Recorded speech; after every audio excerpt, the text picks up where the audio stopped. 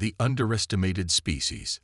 The first scout ships of the hegemony arrived at the edge of human space on a cold Tuesday morning. Captain Elena Rodriguez was drinking synthetic coffee in the command center of Frontier 7, a mining station orbiting the asteroid belt of the Kepler system, when the proximity alarms began screaming. "Contact bearing 27 Mark IV, reported Lieutenant Sarah Kim, her fingers dancing across the sensor console. "Unknown configuration, definitely not one of ours." Elena set down her cup and moved to the central holographic display. The alien vessel was sleek, predatory, with organic curves that seemed to pulse with bioluminescent patterns. It was beautiful in the way a venomous snake was beautiful, deadly and mesmerizing. "Any response to our hail?" Elena asked. "Negative, Captain. They're just watching us." Across the galaxy, similar scenes were playing out at dozens of human outposts. The hegemony had been planning this moment for cycles. Their intelligence networks had been studying humanity for years, cataloging their weaknesses, measuring their defenses, calculating the effort required for complete subjugation. Admiral Cathbar stood on the bridge of the massive dreadnought subjugator, his 6 arms folded behind his chitinous back. His compound eyes processed the data streaming in from scout vessels throughout human territory. The reports were exactly as expected. "Pathetic." He clicked in his native tongue to his second-in-command. "Their settlements are scattered, poorly defended. Most appear to be nothing more than mining operations and agricultural colonies. This will be over within 1 solar rotation." The hegemony was a confederation of 12 species that had conquered half the galaxy through calculated aggression and overwhelming force. They had perfected the art of quick victory: strike hard, strike fast, and crush any resistance before it could organize. Humans would be no different. What the hegemony didn't know was that humanity had been preparing for this day since their first steps into space. Every human child learned the lesson of Earth's history. Peace was temporary, and survival meant being ready for war even when it seemed distant. Dr. Marcus Chen stood in the deep underground facility beneath Luna's surface, watching the same sensor feeds that Admiral Cathbar was analyzing. But where the alien commander saw weakness, Marcus saw the culmination of 50 years of careful planning. "They're taking the bait," he said into his communication device. "Phase 1 is in effect." The human colonies weren't defenseless. They were designed to appear defenseless. Every mining station, every agricultural world, every seemingly vulnerable outpost was built according to the same principle that had once protected Earth's cities during ancient wars. Hide your strength until the moment you need it most. The attack began at 800 hours, Galactic Standard Time. Hegemony forces struck simultaneously at 17 human settlements. Their plasma cannons carved through what appeared to be civilian infrastructure. Their boarding parties encountered minimal resistance from security forces that seemed poorly equipped and undertrained. On Frontier 7, Elena watched her people evacuate to the emergency shelters, reinforced bunkers that the aliens would dismiss as crude hiding spots. The evacuation was textbook perfect, just as they had practiced countless times in drills disguised as safety procedures. "All personnel to Protocol 7 positions," she announced over the station's internal communications. To the hegemony forces monitoring their transmissions, it would sound like a desperate evacuation order. In reality, it was the activation code for humanity's greatest secret. The hegemony's initial success bred confidence. Admiral Cathbar received reports of overwhelming victories across all fronts. Human defenses had crumbled exactly as predicted. Within hours, they controlled strategic positions throughout human space. "Broadcast the surrender demand," Cathbar ordered. "Let them know their pathetic resistance is over." The message went out across all human communication networks.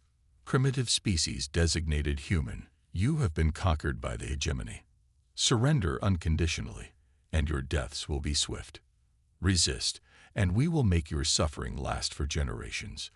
Elena received the message in her command bunker, 3 kilometers beneath Frontier 7's surface. Around her, Dozens of technicians worked at stations that no alien scanner had detected. The mining station above was a shell, a decoy hiding one of humanity's most advanced command centers.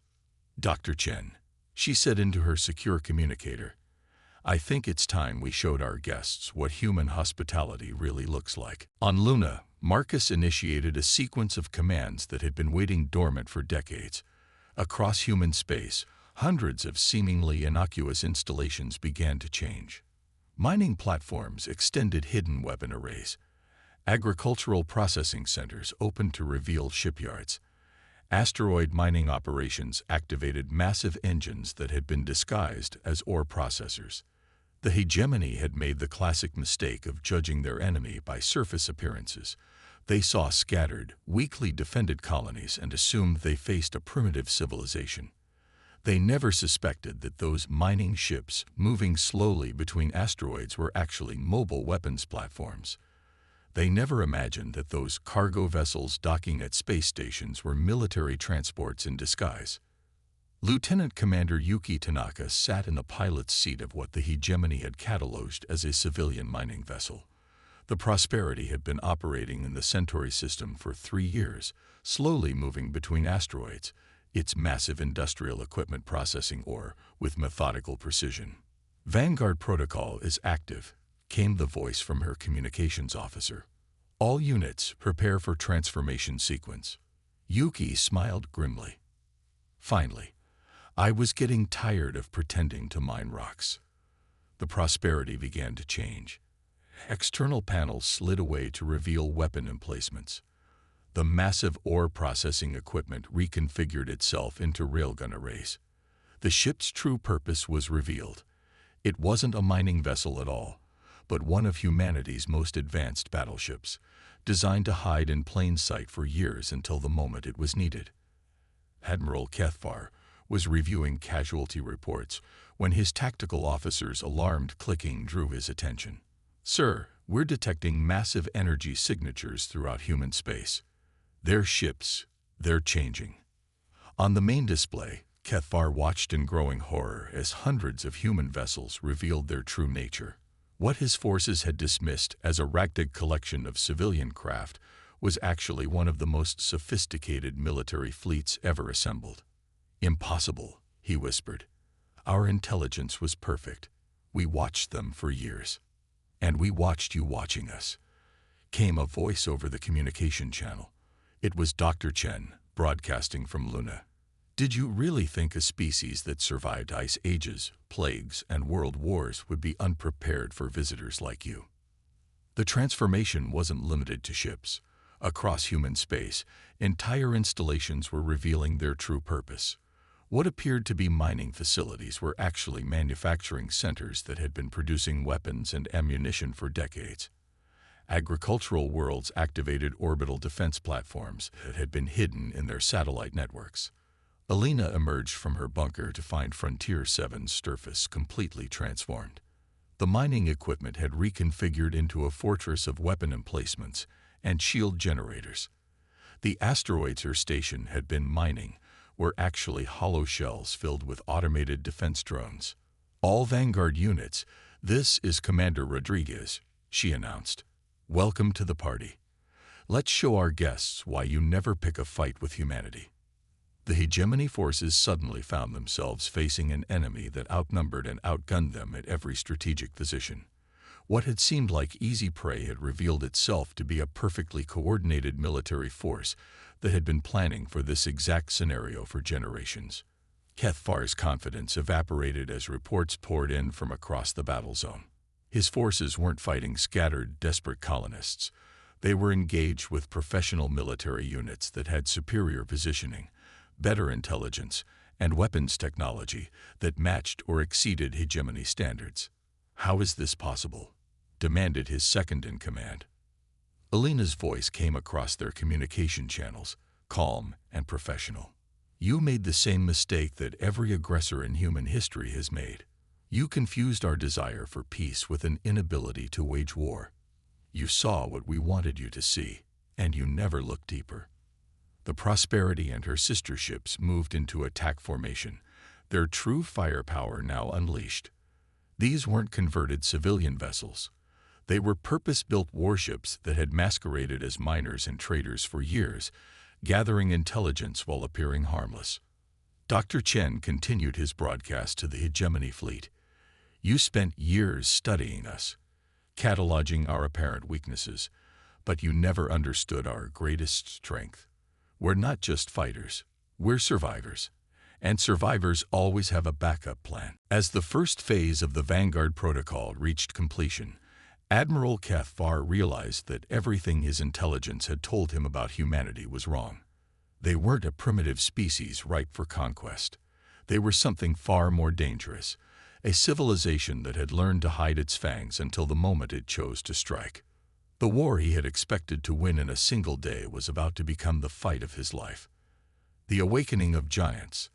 The second phase of the Vanguard Protocol began with what the hegemony forces initially mistook for a retreat.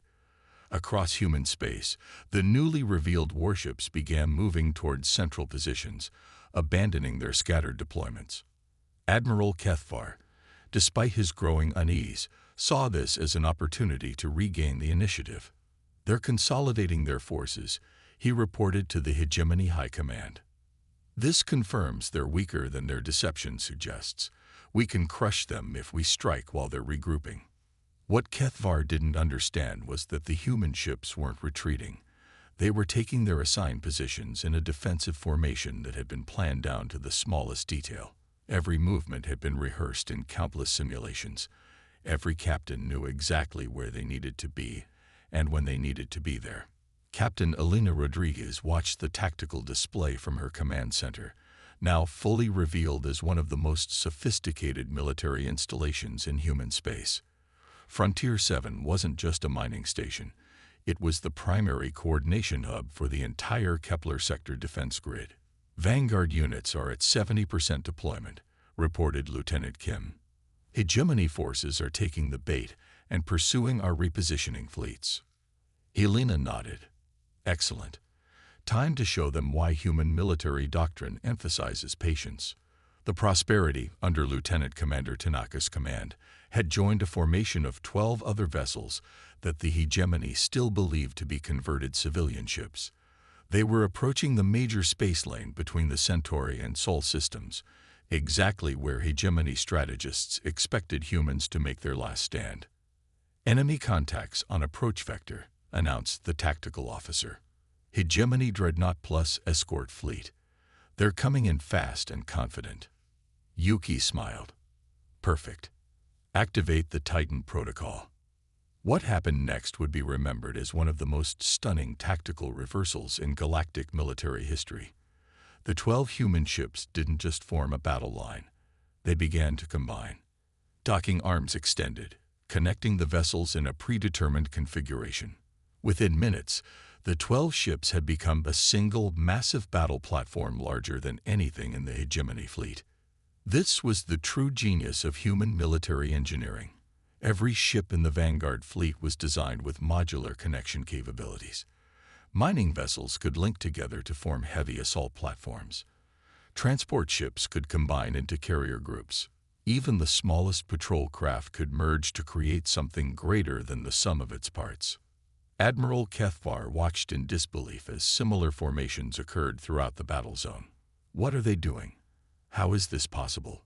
Dr. Chen's voice came over the communication channels again, calm and educational. You studied our individual ships and found them adequate but unremarkable. But you never considered what happens when humans work together. We've been building modular fleets for 50 years, waiting for someone to underestimate us badly enough to make this demonstration worthwhile. The combined human battle platforms began their counterattack with coordinated precision that stunned the Hegemony forces. These weren't just bigger ships. They were integrated weapons systems that could focus incredible firepower while maintaining perfect defensive coordination. The Prosperity Battle Group engaged the Hegemony Dreadnought with devastating effectiveness. What had appeared to be a mismatch, 12 converted civilian vessels against a purpose-built warship, was revealed as exactly the opposite. The combined platform's firepower exceeded the Dreadnoughts by a factor of 3, while its modular design allowed damaged sections to be isolated and repaired without compromising the whole. Elena coordinated the larger battle from her command center, watching as human forces executed the most complex military operation in their species' history. Every move had been planned, every contingency prepared for. The hegemony had walked into a trap 50 years in the making. "Sir," Lieutenant Kim reported, "we're receiving surrender requests from multiple hegemony vessels." "Declined," Elena replied firmly. "They wanted to demonstrate their power to us. Now we demonstrate ours to them." The psychological impact on the hegemony forces was as devastating as the physical assault. They had built their reputation on being the predators of the galaxy, the species that others feared. Suddenly finding themselves outmaneuvered, outgunned, and completely outmatched shattered their confidence. Kethvar's second-in-command was openly panicking. How did our intelligence fail so completely? "They made us look like amateurs." "Because we are amateurs compared to them," Kethvar replied grimly. "Look at this coordination. Look at this planning. They've been preparing for war while we've been playing at it." The battle wasn't just about superior tactics or better technology. It was about mindset. The hegemony had grown complacent through easy victories against species that couldn't match their military might. Humans had never had that luxury. They came from a world where survival meant constant adaptation, where peace was achieved through strength, and where the greatest victories came from being underestimated by your enemies. As the tide of battle turned decisively in humanity's favor, Dr. Chen initiated the final phase of his psychological warfare campaign. Broadcasting on all frequencies, he began transmitting humanity's history, their wars, their struggles, their refusal to surrender even when facing extinction. "You came to conquer a species you thought was weak," he said to the hegemony forces. "But we're the species that survived ice ages that would have killed your ancestors. We're the species that turned global warfare into a stepping stone to the stars. We're the species that learns from every defeat and comes back stronger." The images that accompanied his words showed the reality of human resilience. Cities rebuilt after devastating wars, civilizations that rose from the ashes of collapsed empires, a species that had turned their home planet's harsh lessons into the foundation for their expansion into space. Yuki Tanaka, commanding her massive battle platform, felt a surge of pride as she watched hegemony forces beginning to retreat in disorder. This was what her grandparents had fought for, not just to explore space, but to ensure that when humanity met other species, they would meet them as equals, not as victims. All Vanguard units, Elena broadcast to the fleet, maintain pursuit protocols. "We want to make sure this lesson is remembered clearly." The pursuit phase of the battle demonstrated another aspect of human military planning that the hegemony hadn't anticipated. The same ships that could combine into massive battle platforms could separate and operate as independent hunting groups, pursuing retreating enemies with relentless efficiency. Admiral Kethvar found himself in full retreat, his magnificent fleet reduced to scattered survivors trying to escape human space. The species he had planned to conquer in a single day had not only defeated him, but had done so with a display of tactical sophistication that left him feeling primitive by comparison. "Admiral," his communications officer reported, "the humans are broadcasting on all channels. They're offering to discuss terms." Elena's voice came through clearly. "Admiral Kethvar, this is Commander Rodriguez. Your forces are defeated, but we're not interested in slaughter. Humans prefer to solve problems through communication when possible. Are you prepared to discuss a more civilized relationship between our species?" It was, Kethvar realized, the perfect final demonstration of human nature. Even in complete victory, they were offering their defeated enemies a path to dignity and survival. It wasn't weakness. It was the confidence of a species that never doubted their ability to defend themselves. The war that was supposed to eliminate humanity as a galactic threat instead announced their arrival as a major power. Within weeks, species throughout the galaxy were reevaluating their intelligence about humans, their military capabilities, and their potential as allies or enemies. Dr. Chen's final broadcast became legendary throughout known space. Today, the galaxy learned that humans don't just survive. We thrive. We don't just defend. We protect others. We don't just fight. We build something better from the aftermath. Anyone who wants to be our friend will find us generous and loyal. Anyone who wants to be our enemy will find us ready. The Vanguard Protocol had achieved its ultimate goal. Humanity was no longer seen as a primitive species to be conquered or ignored. They were recognized as what they had always been: survivors, innovators, and guardians who would never again allow themselves to be underestimated. Elena Rodriguez stood on the observation deck of Frontier 7, looking out at the stars where human ships now patrolled as respected members of the galactic community. The mining station had returned to its peaceful operations, but now everyone knew what lay beneath its humble exterior. The message was clear to anyone who might consider humanity easy prey. Underestimate humans at your own peril, because the species that had clawed its way up from the caves of Earth was not going to be conquered by anyone.